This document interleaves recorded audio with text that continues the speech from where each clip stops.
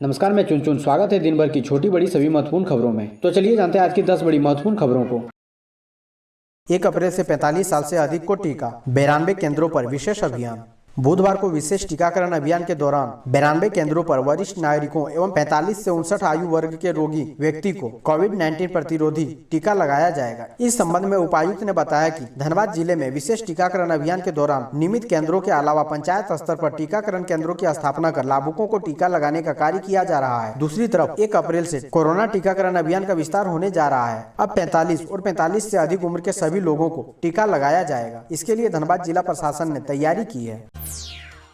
रांची जिला प्रशासन की 2-8 अप्रैल तक सभी दुकान प्रतिष्ठान व रेस्टोरेंट प्रबंधक अपने कर्मियों की करा ले कोरोना जांच। रांची जिला प्रशासन एक बार फिर पूरी रफ्तार से कोविड-19 की टेस्टिंग कराने के लिए कमर कस चुका है। इसकी सभी तैयारियां पूरी हो चुकी है। 1-2 दिन में ही इस नए अभियान की शुरुआत होगी। उपायुक्त छवि रंजन के निर्देशानुसार गोपनीय शाखा के कॉन्फ्रेंस हॉल में कोविड-19 से संबंधित समीक्षात्मक बैठक हुई। बैठक की अध्यक्षता एसडीओ बुंडू उत्कर्ष गुप्ता ने की। बैठक में कोविड-19 टेस्टिंग रेट को बढ़ाने के लिए कार्य योजना तैयार की गई। इसके लिए अनुमंडल पदाधिकारी के माध्यम से सभी थानों को नोटिस निर्गत कर सभी रेस्टोरेंट, सभी बड़े दुकान संस्थानों के प्रबंधक को 8 अप्रैल तक अपने अधीनस्थ कर्मचारियों की कोविड टेस्टिंग करा लेने का निर्देश दिया गया। झारखंड में एक साल में 1.23 लाख लोग कोरोना से हुए संक्रमित, 1110 ने गंवाई अपनी जान। झारखंड में कोरोना वायरस का संक्रमण मिलने का 1 साल पूरा हो गया है। 31 मार्च को झारखंड में कोरोना का पहला मरीज मिला था। रांची की हिंदी पीढ़ी में पहला मरीज मिलने के बाद यहाँ लगातार कोरोना का संक्रमण बढ़ता गया। पिछले साल जुलाई माह तक यहाँ संक्रमण लगातार बढ़ रहा था। अगस्त से यहाँ संक्रमण में कमी आने लगी। हालांकि पिछले माह से झारखंड में भी अन्य राज्यों की तरह एक बार फिर संक्रमण लगातार बढ़ रहा है। देश में पिछले साल 30 जनवरी को कोरोना संक्रमण का पहला केस मिलने के 60 दिन बाद झारखंड में 31 मार्च को पहला कोरोना पॉजिटिव मरीज मिला था।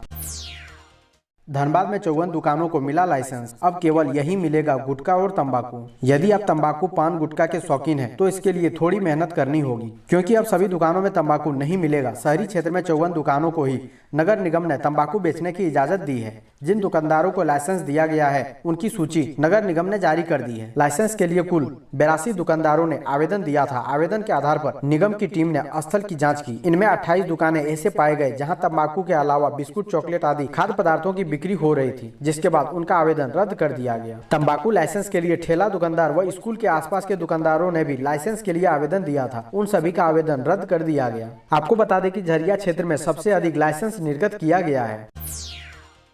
अस्थायी स्वीकृति प्राप्त स्कूलों के शिक्षकों कर्मचारियों का इंतजार खत्म, सरकार ने जारी किया अनुदान। धनबाद जिले के 22 स्थापना अनुमति अस्थायी स्वीकृति प्राप्त स्कूल कॉलेजों में कार्यरत शिक्षकों व कर्मचारियों के लिए अच्छी खबर है। स्कूली शिक्षा एवं साक्षरता विभाग ने वित्तीय वर्ष 2020-21 के लिए 19 शिक्षण संस्थान तथा 2019-22 के लिए 3 शिक्षण संस्थानों को अनुदान जारी कर दिया है। 3,66,00,000 रुपए शामिल है। इनमें वित्तीय वर्ष 2019-20 के लिए 3 संस्थान 48.82 लाख रुपए शामिल है। शेष राशि 3.17 करोड़ रुपए वित्तीय वर्ष 2020-21 के लिए है। विभाग की माने तो 22 स्कूल कॉलेजों में 5 हाई स्कूल, 15 इंटर स्कूल तथा 2 मदरसा भी शामिल है। झारखंड में चारा घोटाले की चर्चा। रहुआ के पीछे पड़े सरयू राय ने कहा, चारा घोटाला जैसा लग रहा टॉफी व टी-शर्ट घोटाला। झारखंड राज्य का स्थापना दिवस प्रतिवर्ष 15 नवंबर को मनाया जाता है। इसमें कोई नई बात नहीं है, लेकिन वर्ष 2016 में विधायक सरयू राय ने जिस गड़बड़ी की बात मुख्यमंत्री को बताई है, वह चारा घोटाला जैसा लग रहा है। सरयू राय ने लिखित शिकायत में कहा है कि झारखंड राज्य स्थापना दिवस 2016 में पहली बार सरकार की ओर से स्कूलों में टॉफी व टी-शर्ट का वितरण करने की बात कही गई। टॉफी की आपूर्ति जमशेदपुर के लल्ला इंटरप्राइजेज के माध्यम से की गई, जबकि टी-शर्ट पंजाब के कुड्डू फैब्रिक्स से मंगाया गया।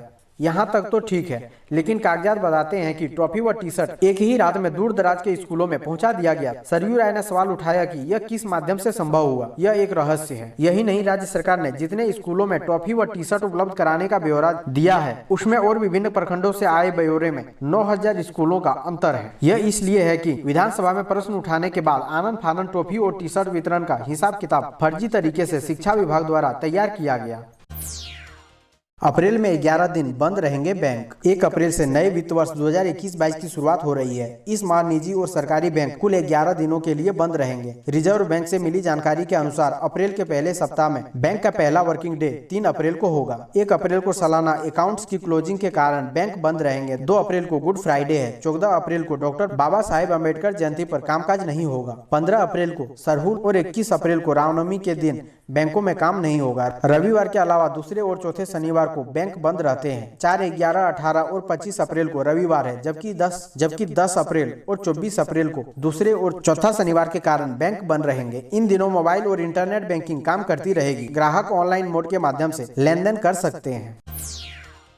छत्तीसगढ़ से रांची आने वाले बस यात्रियों की होगी कोरोना जांच। जमशेदपुर में बिना मास्क मिले तो केस। एक बार फिर झारखंड के विभिन्न जिलों में कोरोना संक्रमित मरीजों की संख्या बढ़ने लगी है। पिछले 24 घंटे में राज्य में 418 नए पॉजिटिव मरीजों की पहचान की गई, जबकि ठीक होने वालों की संख्या महज 129 रही। बढ़ते कोरोना संक्रमण को देखते हुए प्रशासन ने भी अब पूरी तैयारी कर ली है। छत्तीसगढ़ में कोरोना के बढ़ते मामलों को देखते हुए अब वहां से रांची आने वाले बस यात्रियों की कोरोना जाँच कराई जाएगी। वहीं जमशेदपुर में बिना मास्क बाजार में कोई व्यक्ति पाया जाता है तो उसकी तत्काल कोरोना जांच कराई जाएगी। मास्क व सोशल डिस्टेंसिंग का पालन नहीं करने वालों पर डीएम एक्ट आईपीसी के तहत केस दर्ज करने का आदेश दिया गया है।